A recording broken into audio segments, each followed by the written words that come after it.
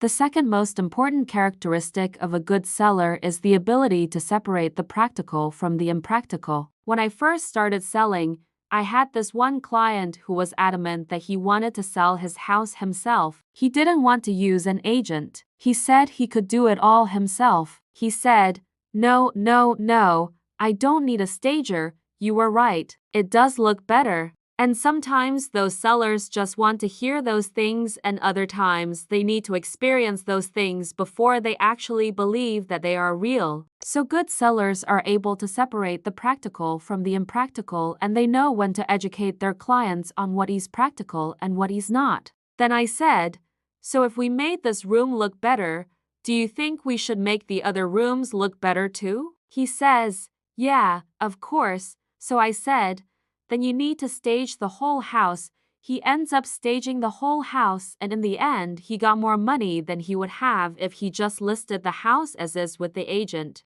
So we go through the same conversation about how hiring a stager will help him get more money. He reluctantly agrees and hires a stager. He could take the pictures, he would list it on the mails, he would do all the paperwork. And I said, "Listen, I understand you want to save some money, but let me tell you why it's not a good idea."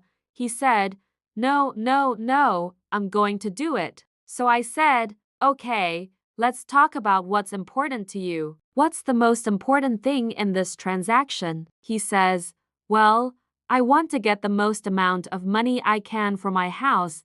I said, "Then you need to hire a professional photographer." He says, "But I could just take pictures with my phone." I said, "Listen, if you take pictures with your phone, it's gonna look like you took pictures with your phone. People are gonna be looking at these photos on their phones, on their iPads, on their computers, and they're gonna say, 'Wow, this place looks amazing.' They're not gonna think, 'Wow, this place looks like it was taken by a realtor with a crappy phone.' So, if getting the most amount of money is your goal, then hire a professional photographer." He ended up hiring a professional photographer. I told him, "You might want to consider hiring a stager. After the staging is done," I said, "Listen, you look at this room. What do you think?" He says, "It looks amazing." What I learned from that is that sometimes sellers need to be educated to the practicalities of selling a house.